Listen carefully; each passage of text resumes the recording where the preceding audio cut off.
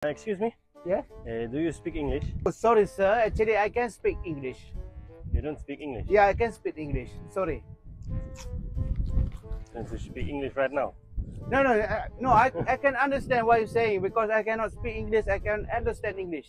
Oh, okay. Wait. Excuse me. Can you help him? What? Can you speak English? No, I can't speak English. Can you understand English? No, I don't understand anything. Sorry, we can speak English. Okay, boleh cakap bahasa Melayu? Bahasa Melayu. Mana boleh cakap? Berapa tahun dah saya duduk London. Apa dah bahasa Melayu? Tak boleh cakap lah. Sibuk lah jadi. Hish. Do you speak bahasa Cina? 我不会。说什么？我不知道啦。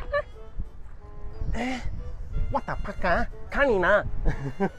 Okey, hampa duk tanya aku, hampa duk makan ropok tu beli kat mana? Ni dia, ni kat sini. Dekat Heliza Industry. Macam-macam ropok duk ada. Hampa tengok. Yang ni kilang dia tau. Kalau hampa mai beli sini, hampa beli borong. Harga dia lagi murah. Hampa nak buat duit raya.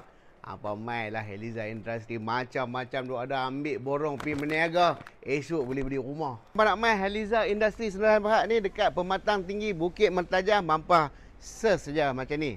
Yang ni orang Islam punya produk Bumi Putra punya. Hampa mai support. Tanpa was-was, tanpa ragu-ragu. Tak dan, mai terus.